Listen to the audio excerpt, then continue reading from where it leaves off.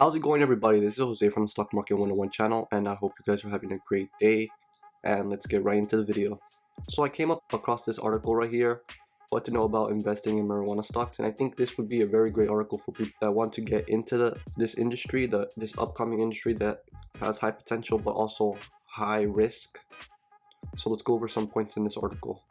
Well, before I go on, basically every marijuana stock currently is trading on news and hype. So if you don't have the stomach to potentially see a ton of red in your stock portfolios, then I think this industry is probably not for you, because usually you would see super high volatility in this kind of industry right now. As you can see, there's tons of 10% gains and 10% dips basically every single day in these top marijuana stocks. So just wanted to get that out of the way. If you guys don't have a stomach for it, then I suggest you probably shouldn't get into this if you're not used to seeing a lot of red. As you can see here, the push for legalization of marijuana took a massive leap forward this year when the Vermont legislature legalized recreational use of marijuana and the governor signed the bill into law. Obviously, they're taking a super slow approach to this because lawmakers could just easily pass a bill, and the legalization process would move much faster than these statewide ballot initiatives. Attorney General Jeff Sessions announced a federal crackdown that included the removal of long-standing federal protections that allowed states to set their own marijuana policies. This is probably going to prolong the process to make marijuana legal in all the states. It's going to take a lot longer. Fears of anti-marijuana policies out of the White House abated in June, as President Trump seemed to contradict this hardline stance by claiming he'd support legislation that allowed states to decriminalize pot. But after the news this week of a rather harsh proposal that purportedly would prohibit Canadians who invest in marijuana stock from even crossing the border into the US. He supports the decriminalization of pot, but he's saying that Canadians who invest in marijuana stocks can't even cross the US border. Like, why? That doesn't make any sense. If you are supporting this legislation, but then you don't want any investors of marijuana stock to even cross the border if they're from Canada. And of course, this news obviously made the marijuana stocks tumble. But then on Friday, it basically bounced back. Well, obviously, this type of volatility would scare off like the low-risk investors, but people who are good with swing and day trading would happily take a bigger risk in the pursuit of this potential huge rewards, because you can easily make 10% gains every day if you know how to play these stocks right.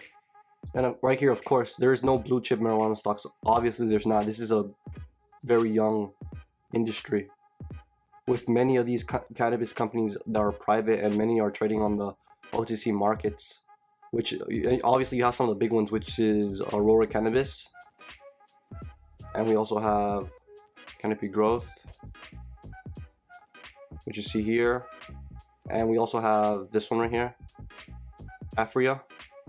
Not only are these picks pretty important to watch, they're probably the most investable ones right now because they have the largest market cap of between 3 billion and 9 billion and are trading more than 1 million shares daily each.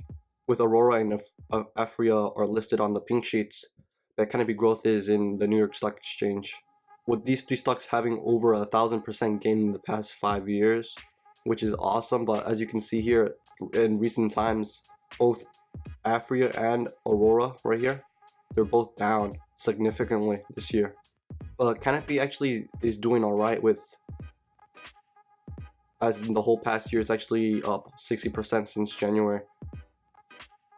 But it's not the only one, because just in this week, you probably all heard about this one right here, Tilray. Just I think in this month, it's up massively, 266%, which is insane, and basically almost up 400% since its IPO in July. And this is clearly a news-driven space that all traders are hoping for. Like, if you're in these stocks right now, you're all hoping for the good news with whatever cannabis stock you're in, because any good news will easily propel your stock to go up maybe 10, 20, 30, 40%. You don't even know how high they can even go because it's based on hype right now. But most of the marijuana stocks, even Tilray, are all really super unprofitable. We're just in these stocks because of the growth potential.